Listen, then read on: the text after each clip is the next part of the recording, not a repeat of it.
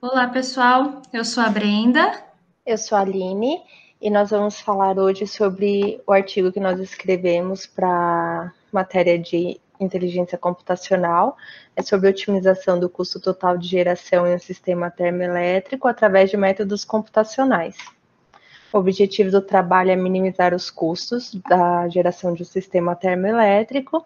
Ele é composto por 3 usinas e nós utilizamos a comparação de 2 métodos computacionais, o de algoritmo genético e otimização por enxame de partículas.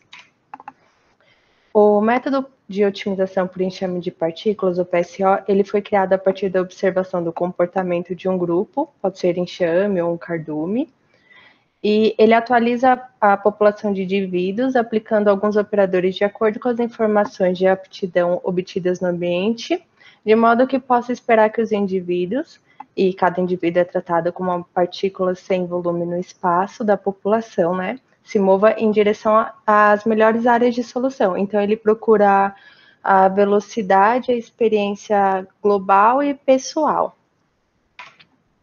Ele depende principalmente do peso de inércia, traz equivalência entre a exploração e a busca da solução ideal na região de pesquisa. E a gente utilizou nesse trabalho o peso de inércia com ajuste de decréscimo linear. Ele começa com um valor máximo e vai decrescendo ao longo do tempo. E aqui é a equação que nós utilizamos para representar os valores iniciais e finais do peso de inércia. E o T e o T máximo são os números de iteração e o máximo de iteração, respectivamente.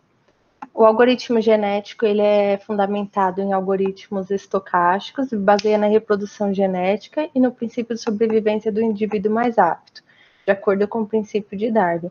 Os indivíduos com mais descendentes possuem mais chances de perpetuar seus códigos genéticos nas próximas gerações. E esse algoritmo ele trabalha com um conjunto de parâmetros e não com os parâmetros isolados, a partir de transições probabilísticas. O algoritmo genético ele tem alguns parâmetros principais, que é o tamanho da população, onde, através da eficiência do algoritmo e desempenho global, a gente consegue, com populações maiores, melhor cobertura do problema e menos convergências. A taxa de cruzamento é a velocidade em que as novas estruturas são introduzidas na população, então um valor alto você pode acabar perdendo estruturas com boas aptidões e um valor baixo gera lentidão quando você roda o programa. E o intervalo de geração controla a porcentagem da população que está substituída durante a próxima geração. A mesma coisa, tem que achar um valor bom para cada aplicação, porque um valor alto perde estruturas de aptidão e um valor baixo dá lentidão no algoritmo. A metodologia do artigo, nós utilizamos a modelagem do problema, simulação de cada método 10 vezes pelo programa Octave, e desenvolvemos um gráfico do tipo boxplot para facilitar a comparação entre os métodos e parâmetros definidos. Bom, então vamos falar um pouquinho sobre o problema. O problema é um problema simples, de 3 usinas que tem que atender uma demanda de 550 megawatts. Esse problema ele já tinha sido estudado na disciplina, só que somente com o algoritmo de PSO. Então, a gente resolveu pegar o algoritmo genético e tentar fazer uma simulação para ver qual seria mais eficiente e se daria certo com outro tipo de otimização. Então, a função objetiva é minimizar essa função custo, né?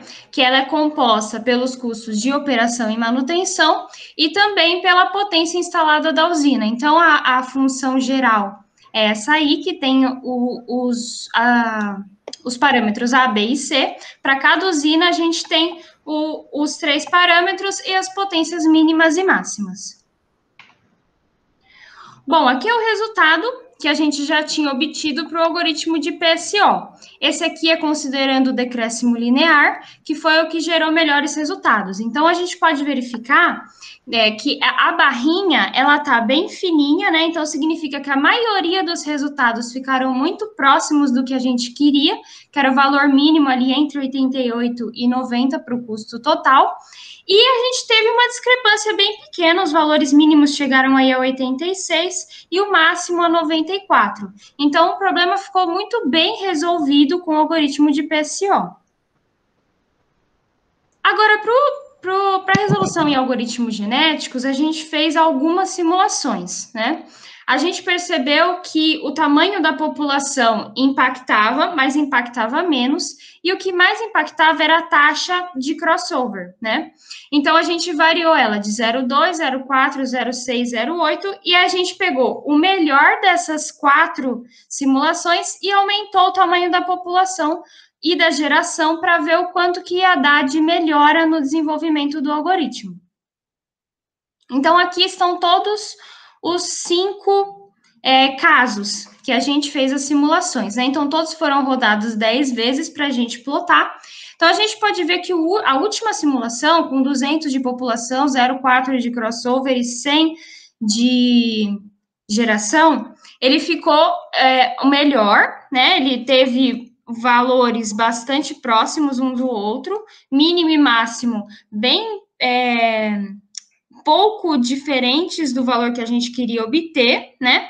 Mas não chegou tão, o resultado não foi tão bom quanto o algoritmo de PSO, que ficou bem mais cravado os resultados, né? A gente pode ver que a simulação com o crossover de 0,8 foi a que mais ficou discrepante, que trouxe valores mais diferentes e um máximo praticamente o dobro do valor que a gente queria, né?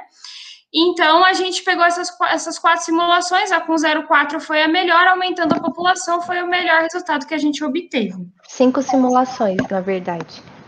Isso, é que eu quis dizer que as 4 primeiras foram com a mesma população e a última a gente deu como se fosse um upgrade para melhorar os resultados finais. Bom, então com isso a gente percebe que os melhores resultados foram com PSO em comparação a algoritmos genéticos e que a definição dos parâmetros para a simulação de algoritmos genéticos ela é muito mais sensível e altera muito os resultados obtidos.